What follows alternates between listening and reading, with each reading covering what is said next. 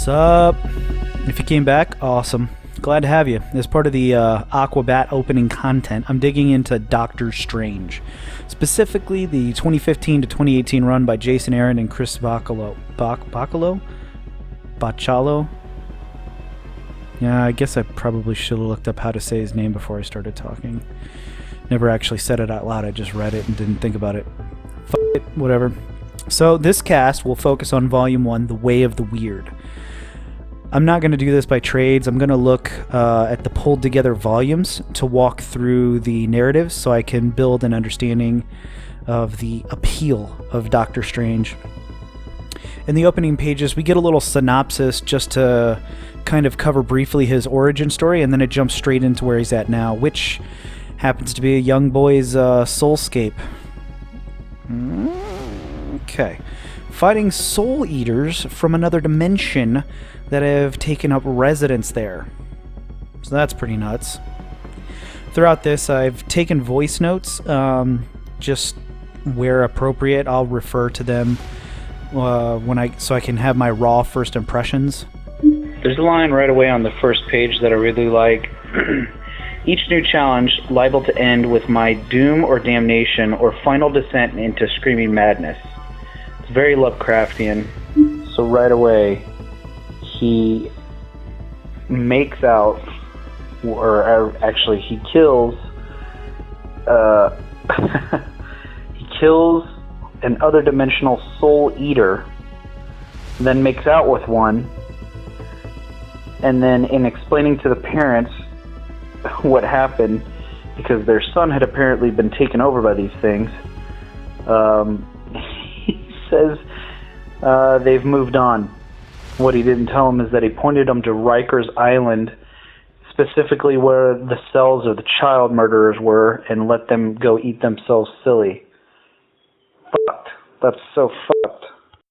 Although at the end of it, he, when asked how they could ever repay him, he has them make sure that they bake the person next door a cake for their birthday that's coming up and buy them a goldfish. That's kind of cool. So that kind of tells you his moral compass as well. What we're being shown in the first few pages that, I mean, if given a choice between an innocent child and a child murderer, he will sacrifice a child murderer with no hesitation. So I guess unlike someone like, let's say Spider-Man, for example, who will try to save everyone, Doctor Strange will do nothing to stop bad things from happening to bad people and might even cause them to happen on occasion. So it's not quite the Punisher, but not quite like Captain America. From the opening Soulscape bit, we're introduced to the rest of his average Tuesday, as he kind of tells us how he helps people with issues that fall outside the realm of what is considered normal, and how they tend to find him, you know. He's telling us this as he walks home. And on his walk, he pops open his third eye to see what's around him. He has a cool explanation that I'd never really considered, but it kind of gives him some ground rules. And I think that's probably a good thing, especially going into this, because magic can kind of just do anything if you let it. But right here, he's talking about, you know, there's mites and bacteria that live on your skin and eat your dead cells. They are attracted there. That's how they live. And your soul attracts parasites as well on a mystical level. And kind of the same thing happens. It's like an interdimensional bacteria. But sometimes they get out of control, which is where he comes in. So that's kind of a cool set of like ground rules for like, okay, what does he deal with? Because if it's just anything magical, then that's random. Yeah, I like that they're establishing the threats and the reason he exists in the Marvel Universe, or multiverse, as it were, I guess. So while walking home, he sees something that shouldn't be there, as he put it. In an attempt to extricate it from the person innocuously, he seems to accidentally startle it or engage it. It's like a huge worm-looking thing. In one frame, they bounce to what it looks like to the average person, and he just looks like some weirdo dancing in the street, which is pretty funny. But you also see that the guy that the worm has detached from is much lighter and in a happier mood. After dealing with this thing, he steps into a bar. This is Doctor Strange, not the guy. That's for wizards only, or magic users, I guess, because it has no doors, which is interesting and clever. And that's actually the name of the bar with no doors. He meets with a few other magic users, Scarlet Witch, Shaman, Dr. Voodoo, and tells them that he just dealt with Soul Eaters. And this is kind of where we get our first clue, I think, to the larger plot. Strange notes that the Soul Eaters were running from something called the Coming Slaughter. Now, Scarlet Witch just blows it off as, another one of those. But, you don't write that in unless you plan to use it for something later. So, and then we also find out the name of the worm thing that Strange fought to detach from the guy is a Malbranchian Psyche Leech. I hope I got that right. That's a lot of syllables. So it's at this point we get a line that anyone who's seen the Doctor Strange movie will be familiar with. So I found where the phrase "the bill's coming due" or "the bill comes due." Monaco, the Prince of Magic. He's kind of talking about how there's always a price to pay. I think he is the bartender at the Magician's Only bar. It's a bar with no doors. Kind of a cool concept. Right. So to add to the ground rules, it looks like, what is his name? Monaco? Monaco. He's explaining that every time he, in his words, clobbered a Nazi warlock or saved some blondes or some baby, he would go home and drown a rabbit to rebalance the cosmic scale. So that's kind of interesting. It means for everything that they do magically, it has to be offset somehow. So if Stephen Strange is using all of this magic to do stuff to save people, that means he's got to do something terrible to offset it. That's kind of an interesting concept. It changes the way I look at a lot of that stuff. I wonder if it's been like that the whole time or if that's a new thing. I feel like the need to offset acts of good or powerful magic by doing, essentially the opposite to rebalance the scales is going to be a big piece of whatever the mechanics are to this comic. Otherwise, it wouldn't get brought up so early, especially, it kind of falls into the yin and yang thing, if you're not familiar with it. I'm not going to go into a fucking dialogue about yin and yang. I don't actually know a whole lot about it, but I feel like everybody's heard it, at least loosely understands what it's supposed to mean. And maybe it could be that I'm just looking too much into it because of Baron Mordo in the movie talking about the bill coming due, but it's kind of an ominous establishing criteria this soon in the book. And really, would they have put it in the movie if it wasn't a big part of Doctor Strange storytelling equation? Okay, so after the bar with no doors, we arrive at 177A Bleecker Street in Greenwich Village, New York.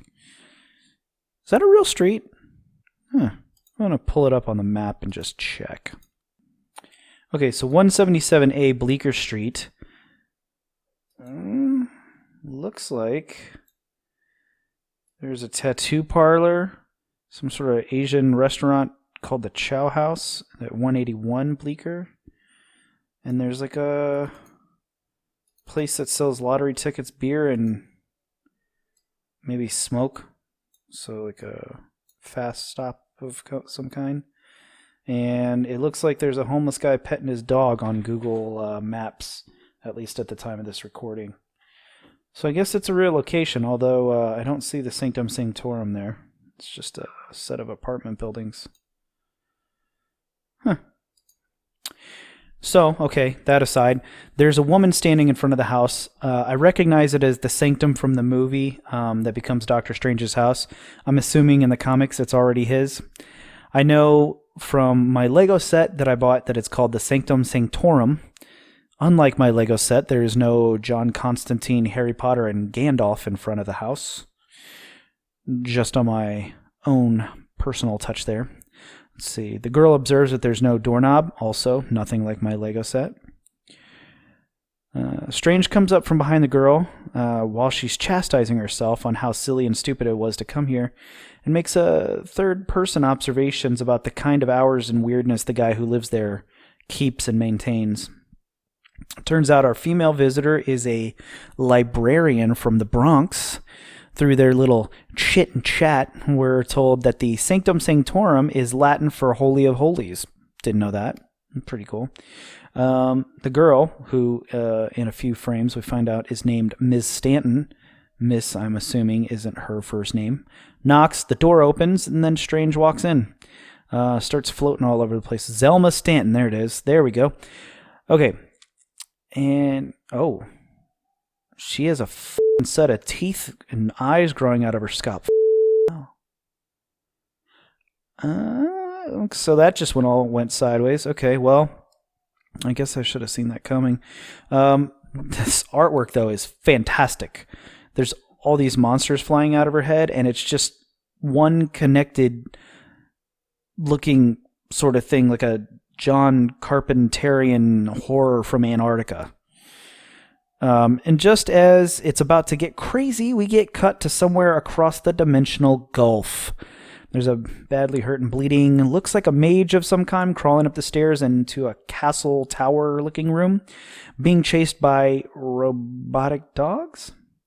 Or dogs wearing armor, maybe?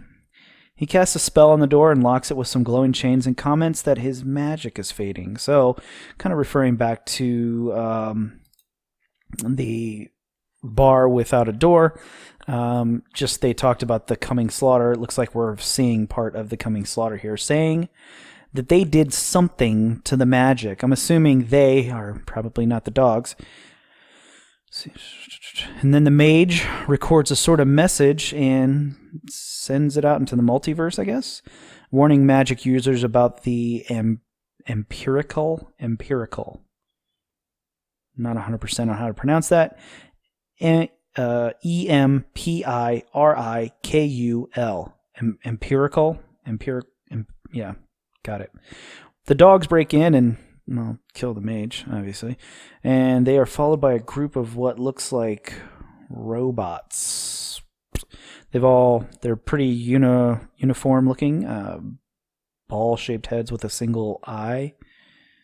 The message the mage sent away looks like they're on butterflies, but the robots step aside for what looks like a person, or at least a humanoid, that destroys the message.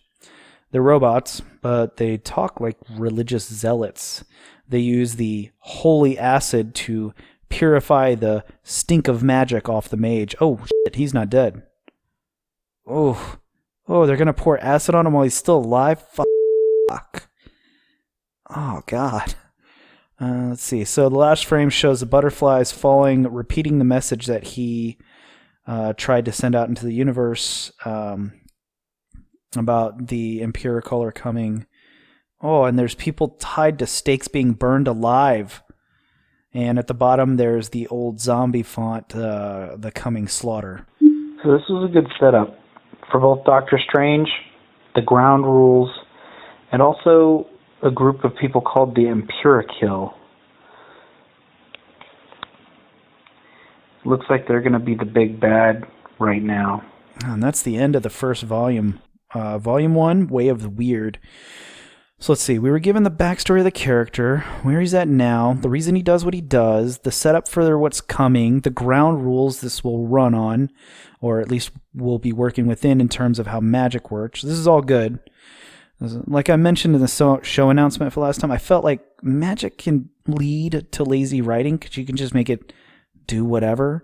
But when you establish rules for magic, you create boundaries and then like areas where you actually have to fight to get that back. And I think I think that helps with storytelling a lot of the time. So that's a good first sign. Actually, speaking of which, I'm going to look up some of the concepts they use in this material. Things that popped out to me were, Soulscape, Soul Eaters, the third eye, when he used to find the parasite that was attached to the guy, the idea of balance when using magic. Okay, Soulscape. Couldn't find anything on a Soulscape online with a quick Google search, so I'm guessing this was fabricated for the purpose of the comic. In the comic, the Soulscape seems like it's essentially a realm that exists inside of the soul, which is kind of crazy. But I guess it's no crazier than walking around Jane's Underground and her mind in Doom Patrol. Soul Eater. Other than being an anime, Soul Eaters are, in folklore, have a place in traditional belief systems in Nigeria with the Hausan people. Hausan. Hausan people? Let's see. The Egyptians and even the Native Americans, specifically the Chickasaw, the Choctaw, and the Natchez, had beliefs that dealt with Soul Eaters. Looks like they all kind of mean something a little bit different. Third Eye. This one is common. Tool yelled about it on their second album, in the song aptly titled Third Eye. It's the belief that there is a mind's eye or inner eye that allows a person who's learned the discipline to use it so they can see realms and spaces at a higher consciousness. That's pretty vague, but it seems like every culture or religion has adopted the third eye belief, and different ideas of what it can allow its practitioner to see. Let's see. Theosophist Blavatsky believed it somehow connected to the pineal gland, which is a part of the brain. Magical balance. So in poking around the net, I found arcana.wiki.com/laws-of-magic. And here's what they had to say about the law of balance. In the end, everything balances out, very much related to the laws of equivalent exchange and reciprocity. This idea suggests that magic cannot create or destroy anything, but must move it from a place to place or time to time, so good fortune now must be repaid with bad fortune later. Restoring life to someone means taking it from someone else, that sort of thing. Again, not fully attested to by any magical tradition, but popular in various mythia regardless. Known to modern cynics as the Marxist theory of magic. Alright, so to summarize, we basically learn that Doctor Strange is at the top of his game, which means shortly he will not be, or the story wouldn't be interesting. We learn that there is a group of people, or I guess not people, there's a group going around snuffing out magic somehow.